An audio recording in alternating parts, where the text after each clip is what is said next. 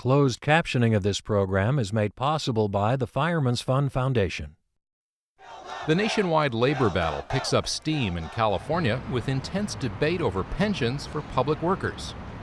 A new spin on legal challenges to Proposition 8 as the Obama administration calls the Defense of Marriage Act unconstitutional.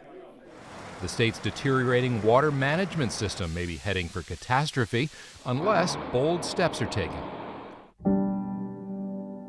And the documentary We Were Here takes a look back at the AIDS years in San Francisco. That's all coming up next.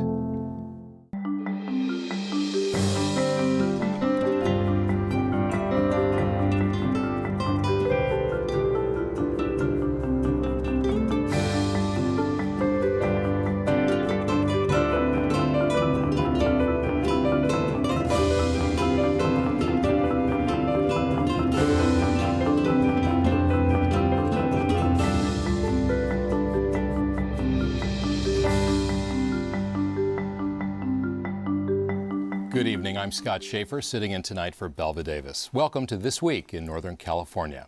Joining me on our news panel are Dan Brecky, editor for KQED News, Josh Richmond, legal and political affairs reporter for the Oakland Tribune, and Carla Marinucci, political reporter for the San Francisco Chronicle.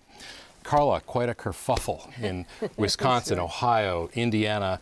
Boil it down for us. What's happening? What are the unions upset about? And what does it mean for us here in California? Well, you know, it's been called a pension tsunami that's on its way to California. This story in Wisconsin really sort of broke open the whole issue this week. A lot of people wondering, could California face the same kind of protests and the same kind of action? I mean, the fact is this is all about money, power, and politics. These unions, particularly public employees unions, are the heart of the Democratic Party. They provide money, they provide manpower, and in a state like Wisconsin, we saw a Republican governor just challenge them openly, try to end collective bargaining. A lot of California protesters are headed toward Wisconsin as we speak, with the concern about could this catch on here in California. And how the concerns, I mean, in Wisconsin, you've got the whole issue of collective bargaining and the governor wanting to take that away. You've also got these other legitimate concerns about can this be sustained? That's right. I mean, look, here in California, the legislative analyst has said that, right now, $136 billion is the unfunded liability in California. In the next 10 years, as much as $500 billion. This is a concern. Governor Jerry Brown has said it's a concern as he's trying to wrestle with the state budget, as we know, has $26 billion in red ink. Right now, the Republicans up there in Sacramento are sort of holding back on any kind of support for his budget plans, saying we want first some kind of pension reform in addition to regulatory reform and other things. But this is going to be sort of at the heart of the battle up there in Sacramento. It has to be addressed. Everybody says that, but California is not Wisconsin. That said, we've got a Democratic-controlled legislature and a governor who has been very, very friendly to organized labor. A new wrinkle put into it this week by our nonpartisan Little Hoover Commission. What That's right, and that threw another a wrench into the whole thing. You're absolutely right, Josh. I mean, Little Hoover Commission, a nonpartisan watchdog group, talked about suggested freezing pensions and lowering benefits for current employees. That created a firestorm up there in Sacramento. But we should say it's nonpartisan, but the members of this current commission have been appointed by Governor Schwarzenegger. Yes, right? That's right. But I mean, some of the reforms they've suggested, Republicans seized on those and said, see, we need to get this under control right now. I mean, and Governor Brown has talked about some reforms, like a 401k kind of proposal. He had a pension reform plan when he ran for governor, but the fact is he hasn't come out with any specifics, and the Republicans want it as part of the solution on his budget proposal. Do the issues, though, of the pension problems, which everybody is talking about, here in San Francisco, we have Jeff Adachi, who's going to make another run on this. Are the pension problems really tracking so perfectly with collective bargaining? There was a bill introduced in the legislature today, which would attack it. That's right. I mean, it follows Wisconsin's lead. A Republican legislator has put it up there in Sacramento.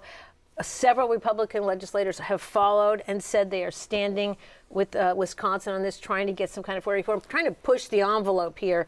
On the issue of collective bargaining, I mean, this was an issue back in the governor's race when Meg Whitman tried to suggest Jerry Brown, in the pockets of the public employees unions, was responsible for collective bargaining here in California. The fact is that Ronald Reagan was the first Oh boy, in don't go 1968 there. to establish collective bargaining for municipal and county employees. And from there, it expanded. Brown did expand it, no question about it. But this is a line in the sand for public employees unions. But is Jerry Brown saying we can balance the budget, or I have a plan to balance the budget that doesn't include any of these pension reforms? Well, right now, he's got a plan out there that talks about $12 billion in cuts and 5 years in tax extensions. He's been going around the state. He went to a budget committee meeting this week, the first time ever a governor has done so, and had almost what was described as a question time sort of session with these legislators, in which some of the Republicans said, hey, we want pension reform. And he said, well, look, are you willing to do that? Let's talk about it. Let's put it up there. And immediately some of them retreated and said, well, but we want to hear about getting rid of the tax. Really put tax there incentives. first, Yeah. Governor. So, I mean, this is an issue. The fact is, public polls are showing that right now voters seem to stand with the unions. The idea of taking away collective bargaining does not sit with most voters, So, Carla, either in how- Wisconsin or in California. Labor is a very powerful force in California, especially the teachers union, the public employees union, The the California Nurses nurses. Association. So how are they reacting to this? Well, these groups have given millions of dollars to the Democratic Party. They've provided tons of manpower when it comes to elections, and they are not sitting still when it comes to this issue of Wisconsin.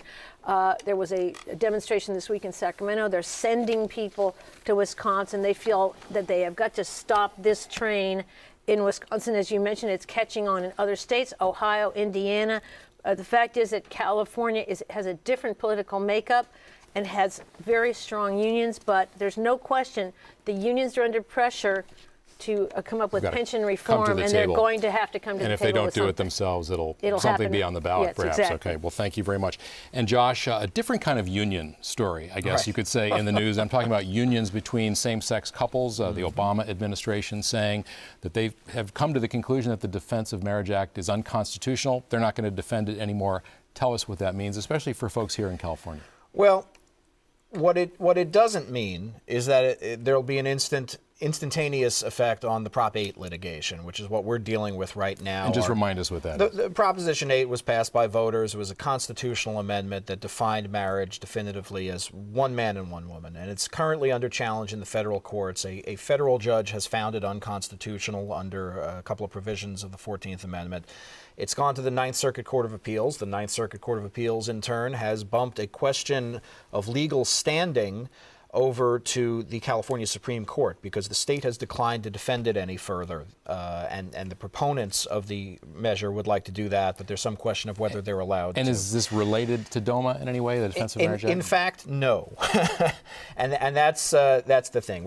DOMA is a federal statute. Prop 8 is a state constitutional thing, and never the twain shall meet, except what we now have is the President of the United States opining that a federal law banning same-sex marriage cannot be constitutionally upheld.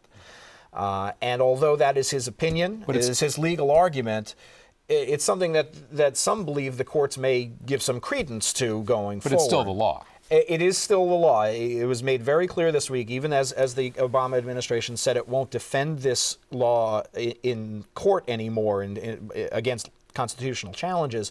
It is required to enforce the law until Congress repeals it or until the courts strike And it what's down. happening on that score? Is anybody coming forward to challenge to try to Dianne overturn the law? Feinstein, within hours or possibly even minutes of the Obama administration's announcement, promised to introduce legislation to repeal the Defense of Marriage Act once and for all. She said she was against it in 1996 when it was passed, and she's against it now. Easier said than done, considering that the House is in Republican hands at the moment, but it'll make a very interesting debate this year. Josh, explain a little bit about the timing of the Obama administration decision with everything going on now on the international scene. Why now? Yeah. And how is this going to affect what we see in California in terms of? The why now is more of a legal question, although it certainly has political overtones. You know, in previous cases in the past 2 years, the Justice Department had defended DOMA by citing case law precedents that directed judges to uphold any law that treats gay people unequally unless a challenger could prove that there was no conceivable rational basis for the law.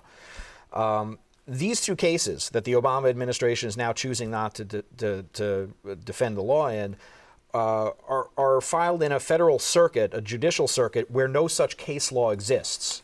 And so the Obama administration decided, and by that I mean President Obama and Attorney General Eric Holder in consultation, decided that gay people qualify for a greater protection afforded to a handful of classes like race and gender, a higher standard of scrutiny.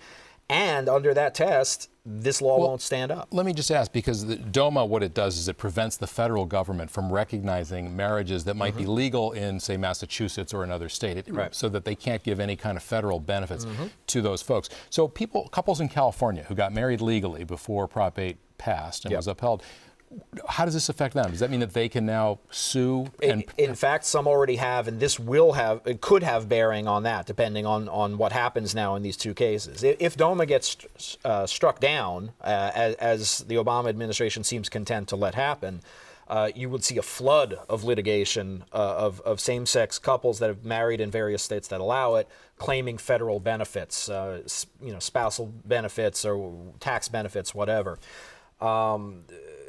Keep in mind that although the Obama administration has now said it won't defend it, Congress could. And like I said, with the House in Republican hands, there could very well be an attorney hired by Congress to go into court and defend the law as it was passed. How much will the conservative groups out there now, both here and nationally, use this? I mean, we already saw Newt Gingrich this week talk about the president being guilty of dereliction of duty on this decision, suggesting impeachment might be. And the last time this was a big issue was 2004, when some people thought that's what did in John Kerry in Ohio. So does it still have that bite? Well, you know, it's been an interesting reaction these last couple of days. Yes, there are a lot of conservatives who have voiced a lot of outrage about this. I think the interview you were referring to, Gingrich was saying that, if somebody else did this, perhaps it would be grounds for impeachment or something like that. That's right. I think that's more of a headline grabber. I think the reality is that some of the reaction has been actually a little bit muted on the right, and I think that's a result of you're starting to see a younger generation of conservative voters who are not having a problem with same-sex marriage. They may realize that people want them to be focusing on the economy as well, and they don't want to be distracted. All right, Josh, thanks a lot. Well, gay marriage seems to be one of those issues that doesn't go away, not unlike water, Dan Brecky, in California. There was a big study that came out this week looking at the way forward on water, if I may. Give us some of the highlights. Well, a couple of things are going on right now. Last week, a new state body called the Delta Stewardship Council issued a report on, its first draft report on how to fix everything in the Delta. And what's everything? Number one, give everybody the water they want, every drop. And number two, make the Delta fish friendly forever. It sounds what does like that a pretty. mean? I mean, well, it sounds like a Disney film. Without being flip, of course. The Delta is badly damaged from 160 years of having to coexist with us. That's the big problem for the Delta. Everything we do, from starting with the gold rush and sending entire mountainsides down the river, has damaged both the bay and the Delta and the wildlife within it. Not to be too practical about this, but how much is it going to cost to fix It's all going to cost this? Carla. I mean, we'll get to that. Situation we'll get to that right now. if you just keep your checkbook ready. One of the things this didn't do is ask ag farmers to give up some of that water. They use far more water than cities do, for example. Why did they make that decision? And does that hurt their credibility with environmentalists, for example? Well, I think it's early in the process. And I think, it seems like every hot political discussion has a third rail, asking agriculture to give up substantial amounts of water. That's a third rail in the water discussion. But this Delta Stewardship Council is just one thing that's happened. Another very interesting development this week is the Public Policy Institute of California has a panel of world-class water people, including a lot of folks from UC Davis, who have put out a report, 500 pages. They're not concerned about forests, they're concerned about water.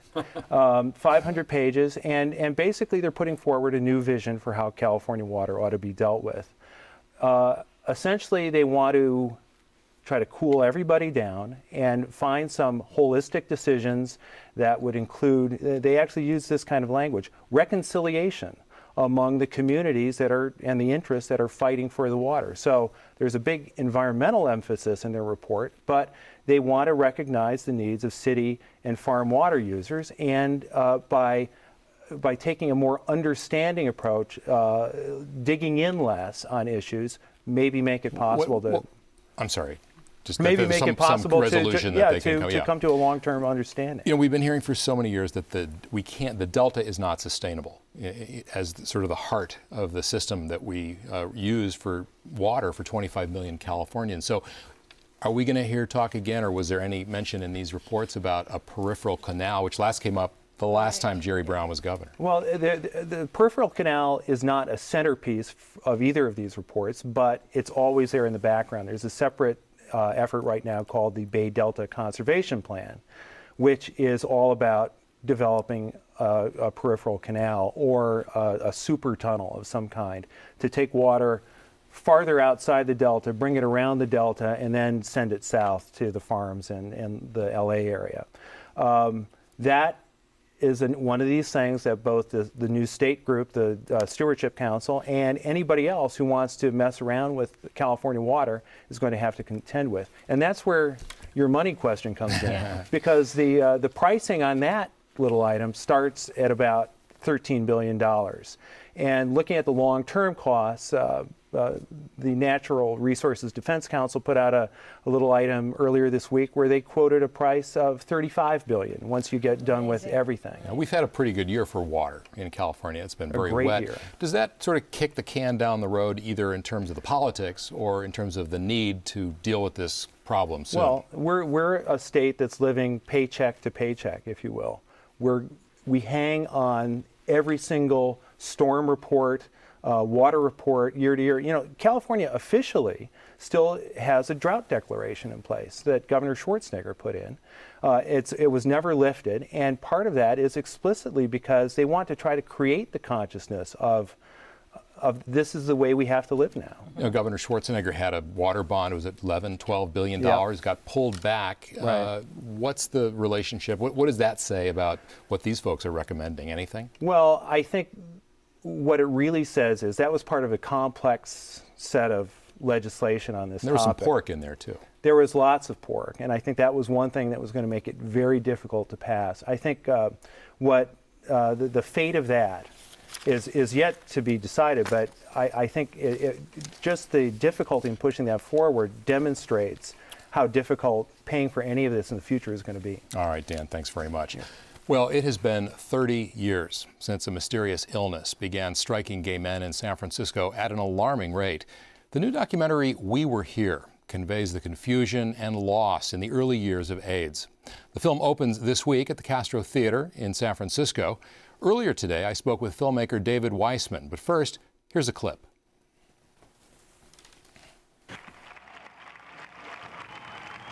AIDS organizations were just popping up everywhere. I mean, it's called the San Francisco model. I think one of the reasons the San Francisco model worked was because of the size of San Francisco and because of Castro Street itself, that there was a center.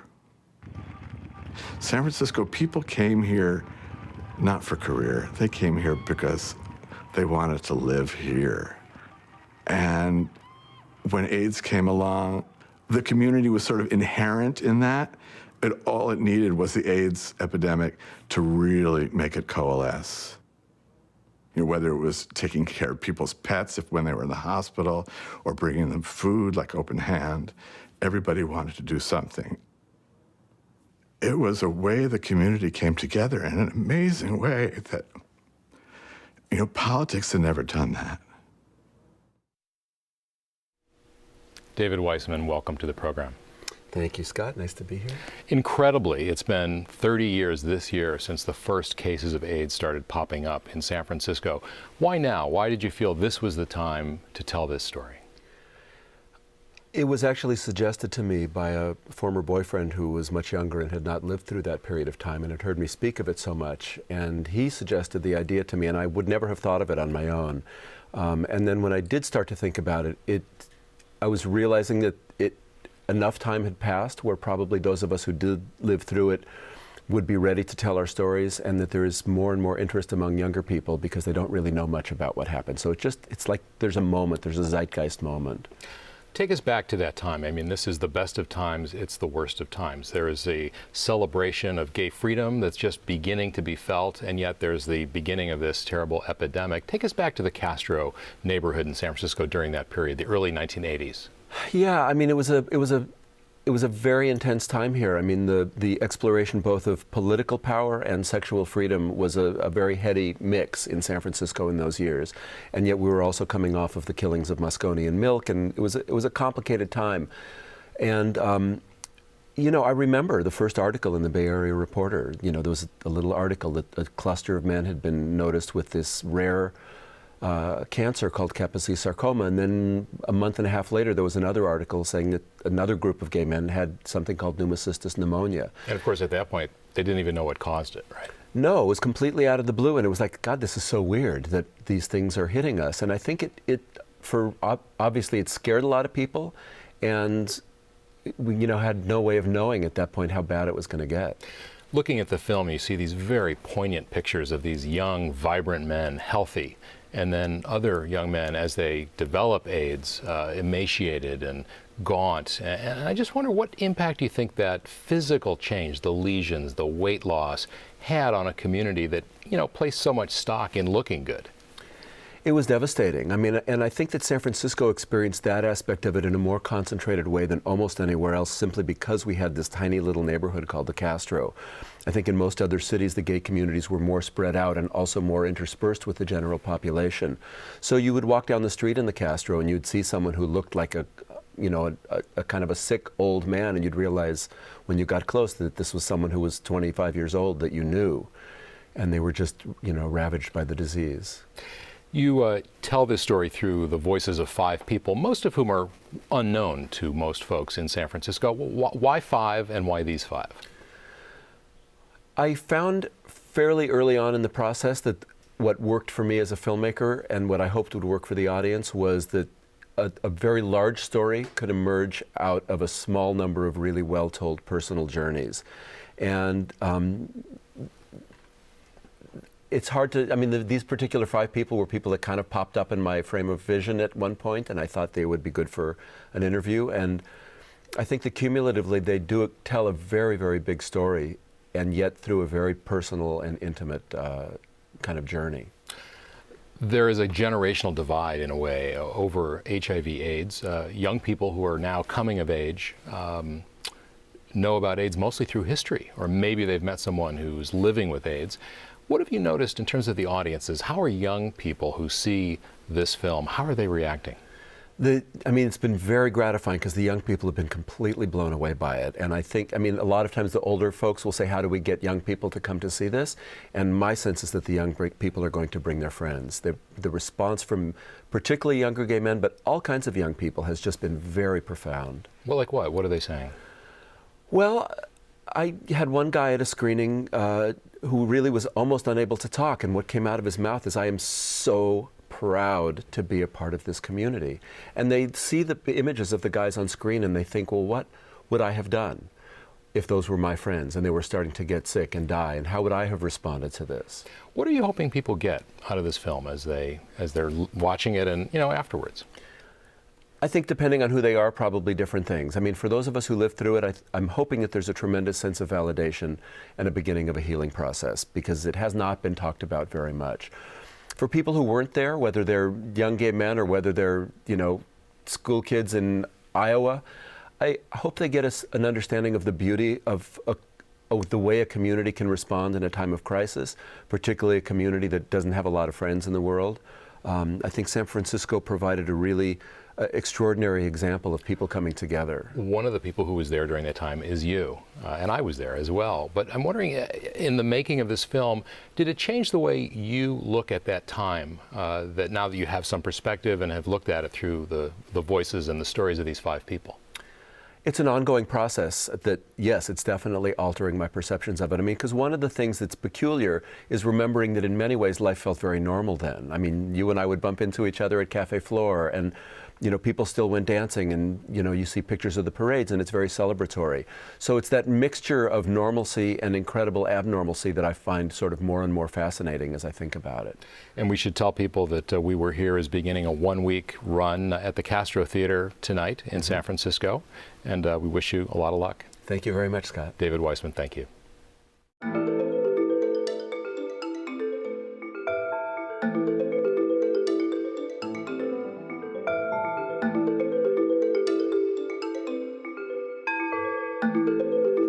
Well, I think we all have a lot of memories from that era, and that film certainly brings them back. Thank you all very much for being here. Visit kqed.org/thisweek to share your thoughts about the program, catch up on episodes and segments, and to subscribe to our newsletter and podcast. That's all for tonight. I'm Scott Schaefer. Belva Davis will be back next week. Good night.